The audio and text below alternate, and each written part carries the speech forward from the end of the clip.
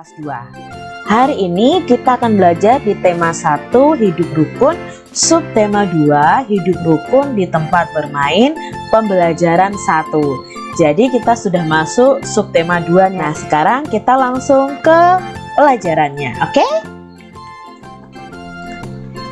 Perhatikan gambar ini, apa yang sedang dilakukan Udin dan teman-temannya.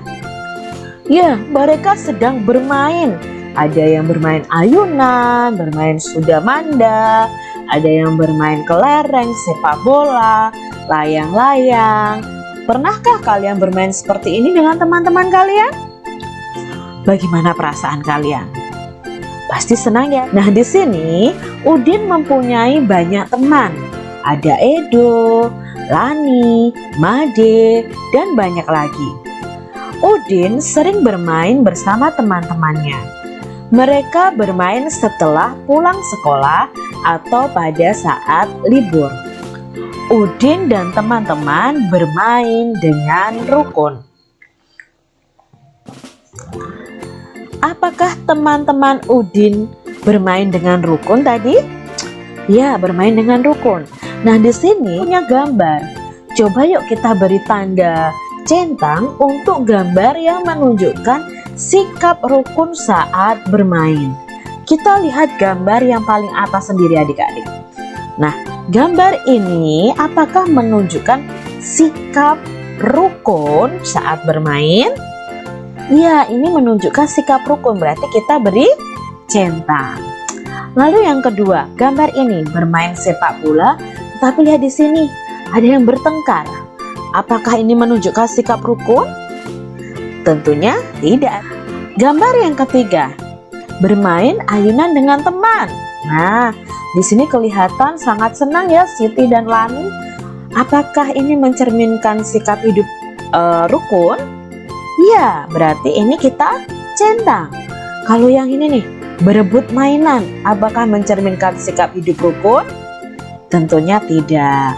Lalu di sini ada teman yang jatuh malah ditertawakan. Itu juga tidak menunjukkan sikap rukun dengan teman bermain. Apakah kamu sering bermain bersama temanmu? Pasti sering ya. Bagaimana sikapmu ketika bermain dengan temanmu? Apakah sikap kalian curang atau sikap kalian rukun, saling menghargai, saling menyayangi, saling membantu? Nah, hendaknya kalian harus saling menghargai, saling membantu, tetap rukun ya. Apakah kamu dapat bermain dengan temanmu jika tidak rukun? Tentunya kalau tidak rukun, ya tidak bisa bermain dengan teman. Bacalah percakapan di bawah ini dengan nyaring. Udin berkata, "Do, ayo kita bermain kelereng di lapangan." Edo menjawab, "Ayo Din, kita ajak teman yang lain." Udin, "Boleh saja Do, semakin banyak teman akan lebih menyenangkan." Lalu Edo menjawab, "Tapi Din, aku tidak bisa membawa sepedaku ke lapangan. Ban sepedaku bocor." Lalu Udin menjawab, "Tidak apa-apa Do, ayo aku bonceng naik sepedaku." Udin dan Edo mengajak semua teman bermain. Mereka tidak memilih-milih teman. Nah, di sini ada percakapan Udin dan Edo. Udin mengajak Edo bermain kelereng di lapangan. Jadi Edo diajak oleh Udin untuk bermain. Nah, Edo juga mau mengajak teman-temannya. Karena semakin banyak teman akan lebih menyenangkan. Edo akan pergi ke lapangan tetapi ban sepedanya bocor dan Udin mengajak Edo untuk membonceng sepedanya. Udin dan Edo selalu menjaga kerukunan. Dalam percakapan tadi ada kalimat ajakan. Apa itu kalimat ajakan? Kalimat ajakan adalah kalimat yang digunakan untuk mengajak orang lain melakukan sesuatu. Nah, dalam kalimat ajakan biasanya itu ada kata ayo, mari, itu ada dalam kalimat ajakan. Jika kita menulis kalimat ajakan, harus diakhiri tanda seru. Nah, ini nih tanda seru itu seperti ini. Jadi ketika kalian menulis kalimat ajakan, di akhir kalimatnya harus diakhiri dengan tanda seru. Kalimat ajakan yang ada dalam percakapan tadi. Nah, kita mau cari tahu nih, dalam percakapan Udin dan Edo tadi ada kalimat ajakan. Kalian harus tahu bahwa kalimat ajakan itu ada kata ayo atau mari, lalu diakhiri dengan tanda seru. Nah, kita mau cari nih, di percakapan ini ada berapa ya kalimat ajakannya? Yang pertama, kira-kira akan di mana ya? Ya, inilah yang pertama. Do, ayo kita bermain kelereng di lapangan. Nah, berikutnya ada ayo Din, kita ajak teman yang lain. Ini juga kalimat ajakan. Setelah itu, ayo aku bonceng naik sepedaku. Nah, di sini adalah kalimat ajakan karena ada apa? Ada kata ayo. Nah, ketika kamu mengajak temanmu bermain dengan kata ayo, berarti kalian sudah mengucapkan kalimat ajakan, ya. Amati gambar di bawah ini. Nah, kita amati dulu. Urutkan gambar di bawah ini sehingga menjadi sebuah cerita. Nah, ini ada 3 gambar. Kita disuruh mengurutkan sehingga membentuk sebuah cerita. Kira-kira yang nomor 1 urutan gambarnya yang mana? Ayo, gambar pertama, kedua, atau ketiga nih? Kalau dilihat percakapannya, yang gambar pertama itu setelah bermain, mari kita rapikan tempatnya untuk menjaga kebersihan. Nah, di sini juga ada kalimat ajakan nih, ada kata mari. Mari kita rapikan tempatnya untuk menjaga kebersihan. Lalu gambar yang berikutnya adalah gambar mereka bermain kelereng. Lalu gambar yang terakhir ada percakapannya. Made, ayo kita bermain kelereng di lapangan. Nah, ini ada kata ajakan dari Udin mengajak si Made. Ayo Din, aku mengambil kelerengku terlebih dahulu. Nah, kira-kira kalau diurutkan mana yang pertama? Ya, yang pertama adalah gambar yang paling bawah sendiri. Lalu setelah itu gambar yang mana dibuat cerita? Apakah langsung merapikan tempat bermainnya? Tidak, mereka pasti bermain dulu kan? Nah, berarti urutan kedua adalah gambar ini. Dan urutan ketiga, ya gambar ini. Kalau disusun ceritanya, Udin mengajak Edo dan Made bermain kelereng. Lalu mereka bermain kelereng di gambar kedua. Setelah selesai bermain kelereng, mereka merapikan tempat untuk menjaga kebersihan. Nah, ini kalau diurutkan di lapangan, teman-teman Udin sedang bermain. Mereka melakukan berbagai permainan. Nah, adik-adik tahu ini permainan apa ya? Ya, mereka sedang bermain layang-layang. Perhatikan gambar gerakan-gerakan anak bermain tersebut. Nah, ada gerakan bermain dengan tangan. Nah, gerakan tangan kita mungkin ya saat menarik layang-layang itu menggunakan gerakan tangan. Lalu gerakan kaki ketika kita melangkah. Nah, mungkin kita juga melakukan gerakan kepala.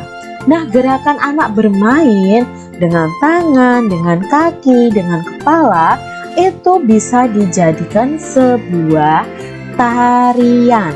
Karena dalam tarian kita menggunakan tubuh kita untuk melakukan gerakan. Di antaranya adalah tangan, kaki, dan kepala. Jadi tarian itu bisa dilihat atau bisa dibuat dari kegiatan sehari-hari kita. Dari bermain bisa kita buat tarian. Contohnya tarian Sudamanda ada tarian cublak-cublak suweng. Karena kita bermain cublak-cublak suweng itu juga bisa dibuat tari. Udin dan Edo membawa kelereng. Kelereng Udin ada 115, kelereng Edo ada 124. Perhatikan banyak kelereng itu bila digambarkan dengan kubus satuan. Nah, ini ada kelereng Udin itu jumlahnya 115. Kalau 115 dibuat kubus satuan, maka gambarnya akan seperti ini ya. Ada satu seratusan, satu kubus puluhan, dan 5 kubus satuan. Sedangkan kelereng Edo jumlahnya 124. Berarti kubus ratusannya ada 1, kubus puluhannya ada 2, dan kubus satuannya ada 4. Perhatikan puluhannya. Nah, sekarang kita lihat puluhannya. Kalau Udin 10, Edo 20. Maka 10 itu kurang dari 20. Kubus yang lebih banyak adalah kubus berapa? Apakah kubus 10 atau kubus 20? Ya, kubus 20. Jadi kelereng Udin itu lebih banyak atau kurang dari kelereng Edo? Nah, jawabnya adalah lebih sedikit. Ya, kurang dari kelereng Edo. Jadi kelereng Udin itu lebih sedikit dari kelerengnya si Edo. Jadi yang paling banyak adalah kelerengnya si Edo. Membandingkan bilangan. Nah, akan belajar membandingkan bilangan.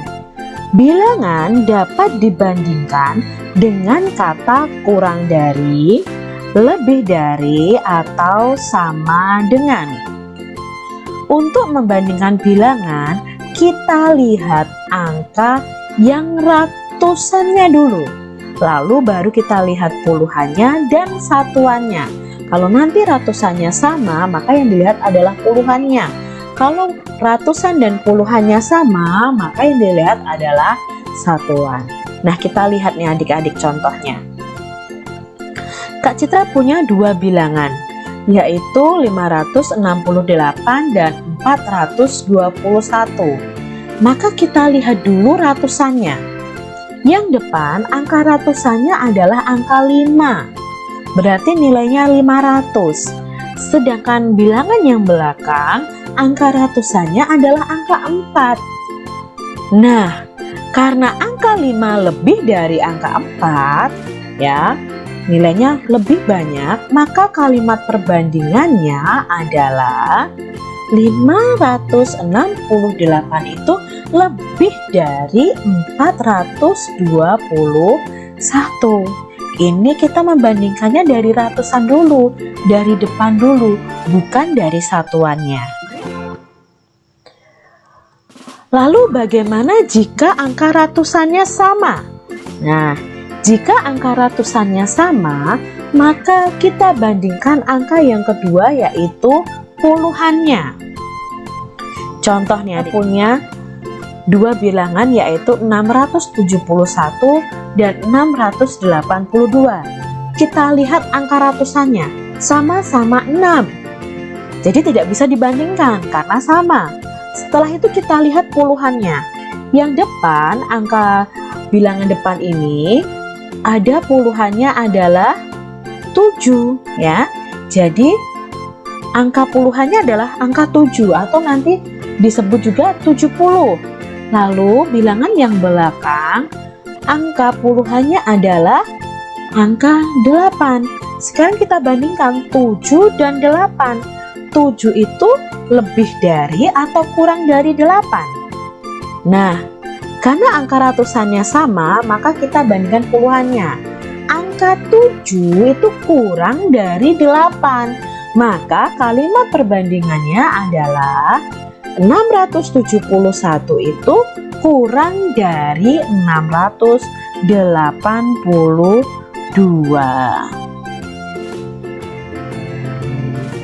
Lalu bagaimana nih jika angka ratusan dan puluhannya sama? Jika angka ratusan dan puluhan sama, maka kita bandingkan angka satuannya. Nah, di sini contohnya ada 917 dan 913. Kita lihat angka ratusannya sama-sama 9. Angka puluhannya sama-sama 1. Ya. Lalu kita harusnya membandingkan adalah angka satuannya. Yang depan angka satuannya adalah angka 7. Yang belakang angka satuannya adalah angka 3. Maka karena ratusan dan puluhannya sama yang dibandingkan satuannya, angka 7 itu lebih dari 3. Maka kalimat perbandingannya adalah 917 itu lebih dari 913.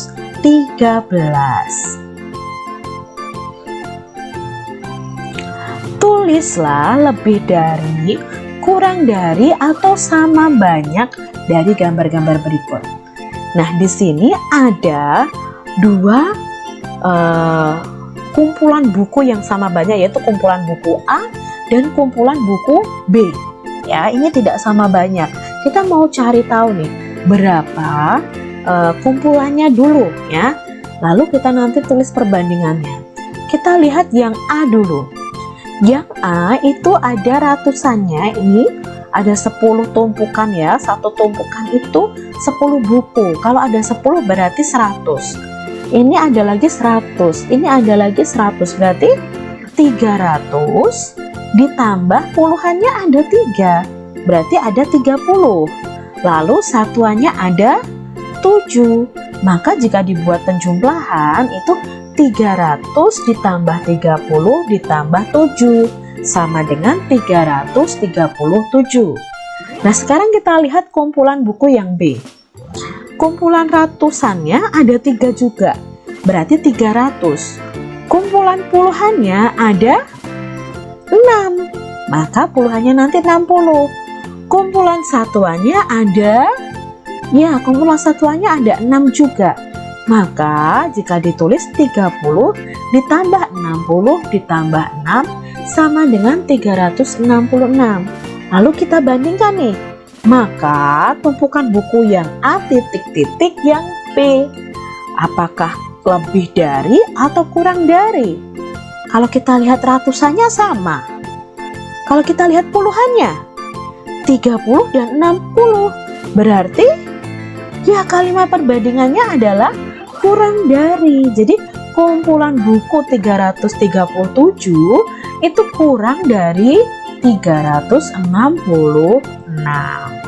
Kita lanjut. Sama nih. Sekarang ada kumpulan pensil. Kumpulan pensil A dan kumpulan pensil B. Kumpulan pensil A. Satu ikat itu ada 10. Kalau ini 10 ikat berarti ada 100. Ya, ini ratusannya 100. Sekarang puluhannya ada 1, 2, 3, 4, 5. Berarti nilainya 50. Satuannya ada 8. Berarti jika dijumlahkan 100 tambah 50 tambah 8 sama dengan 158. Lalu kita lihat yang kumpulan pensil yang B. Ini nilainya 100. Lalu puluhannya ada 50 juga. Satuannya ada 7. Nah, berarti 100 ditambah 50 ditambah 7 sama dengan 157. Nah, untuk kalimat perbandingannya bagaimana? Kita lihat dulu ratusannya. Sama-sama 100. Berarti kalau sama-sama 100 tidak bisa dibandingkan. Kita lihat puluhannya. Oh, sama-sama 50. Berarti tidak bisa dibandingkan juga. Lalu kita lihat satuannya 8 dan 7. Maka kita bisa bandingkan dari satuannya. 8 itu lebih dari atau kurang dari 7? Ya, 8 itu lebih dari 7. Maka kalimat perbandingannya adalah kumpulan pensil A lebih dari pensil B. Selesai sudah untuk pembelajaran kita hari ini. Kalian memahami apa yang dikatakan. Tetaplah kalian rajin belajar, rajin berdoa, dan jaga kesehatan kalian. Teruslah belajar dan belajar supaya kalian menjadi anak yang cerdas. Sampai jumpa.